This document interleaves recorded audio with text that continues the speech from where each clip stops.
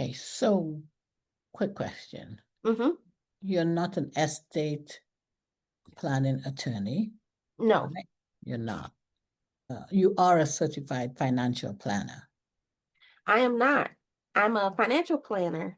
I'm not certified by way of designation, but I Okay. do follow the CFP board's pattern or cycle of that planning cycle and Okay. just the steps that they require. Okay. All right.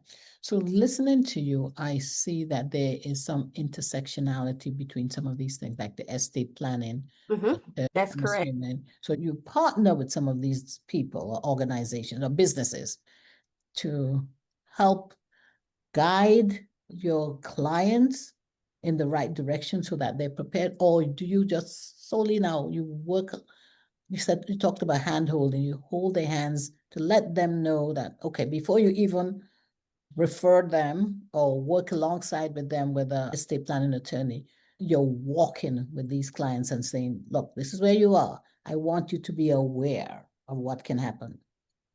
Is that what, am I getting it right? You are. That's very correct. So I don't do estate planning. I'm not a CPA.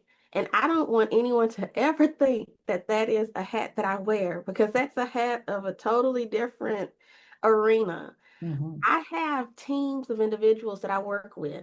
When I've identified that I have a client that needs to meet with an estate planning attorney, I work with them. We have the relationship where we have trust there where we both know the end goal of what it looks like to help that client.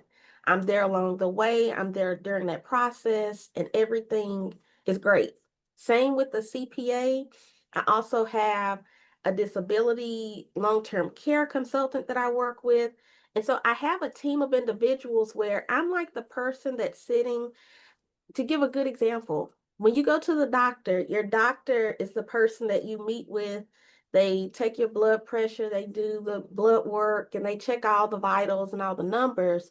If they identify that there's a need for a specialist, then they go get the specialist. And that's what I do. I'm the gatekeeper.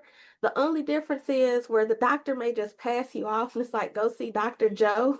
I stick with you and I'm there with you the whole step of the way.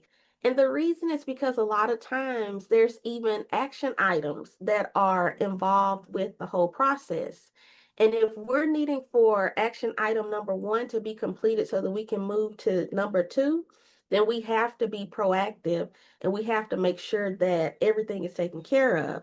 Now, the only caveat is I make sure that my clients are receptive to the amount of work that they themselves will have to do, the amount of work that's actually going into the plan to then get them to the next point of where they're wanting to be. Mm-hmm. It works out really well depending on how engaged, I should say, just for lack of a better word, they want to be.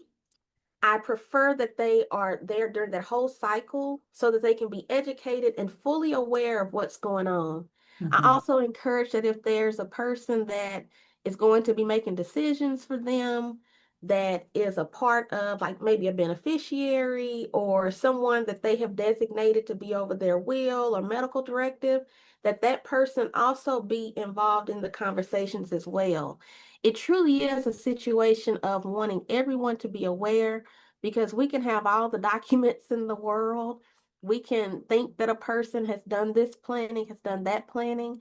And unfortunately, all too often, that's not the case. And there's the confusion that comes about, there's the conflict that comes about at times of grief. And all I want to do is try to alleviate that as much as possible. If you just enjoyed that video, check out the longer version right here.